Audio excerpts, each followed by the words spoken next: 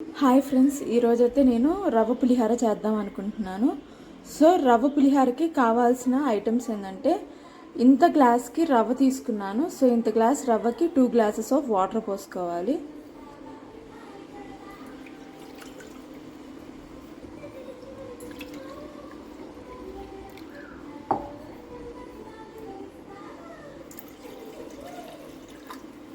So water పోసుకున్నాక దీంట్లో కొంచెం పసుపు,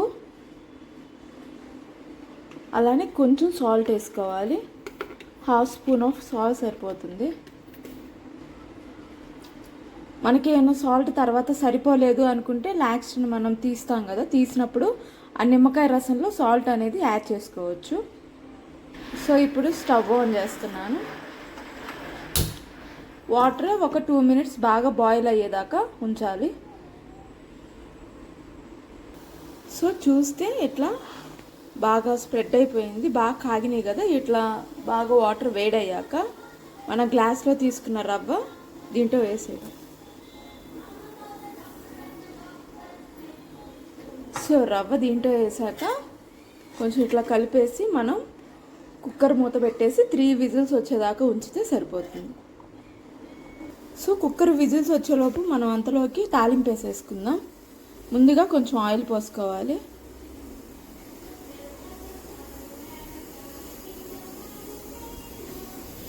ఆయిల్ పోసుకొని సో ఇట్లా వేడయ్యాక దీంట్లో సేమ్ పులిహార లాగే శనక్కాయ పప్పులు వేసేసుకోవాలి.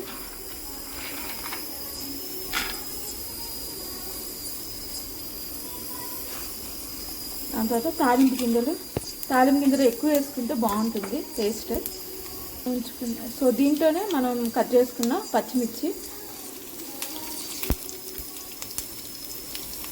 ఎండుమిర్చి,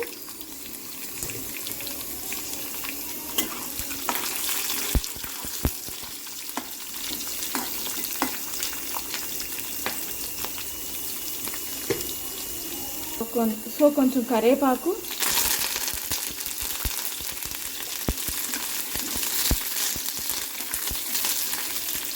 సో అలాగే జీడిపప్పు.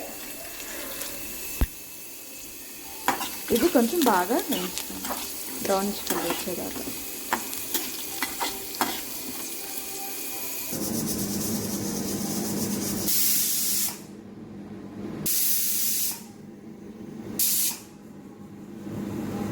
సో 3 విజిల్స్ కంప్లీట్ అయిపోయినాయి.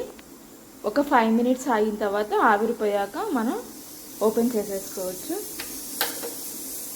చూసారా అండి, ఇట్లా బాగా ఉడికిద్ది అనమాట. ఉడికాక మనం దీనికి పీసెస్ చేసేసుకొని దాన్ని కలిపేసేసుకోవచ్చు ఇంకా. సో ఇట్లా స్ప్రెడ్ అయ్యాక దీంట్లోనే కట్ చేసుకుని నిమ్మకాయ పిండేసుకోవాలి. నేనైతే ఒక్క నిమ్మకాయ తీసేసుకున్నాను. ఒక్క లెమన్ అయితే మీరైతే మీకు తగ్గినట్టు పిండేసుకోండి.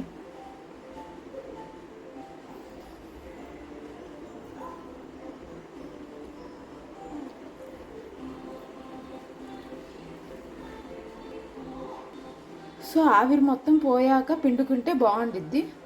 సో మనం ఇంతాక తాలింపు గింజల్ని దీంట్లో వేసేసుకోవచ్చు. నిమ్మకాయ పిండాక తాలింపు గింజలు వేసేసుకొని మిక్స్ చేసుకుంటే రవ్వ పులిహార ఈస్ రెడీ.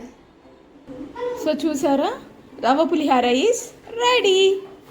సో ఇదైతే చాలామంది నైట్ టిఫిన్ తింటారు కదా, ఇలా టిఫిన్గా అయినా ట్రై చేయొచ్చు, బాగుంటుంది. రైస్ బదులు ఇలా టిఫిన్గా అయినా ట్రై చేయండి. Thank you friends, please subscribe my channel. Bye.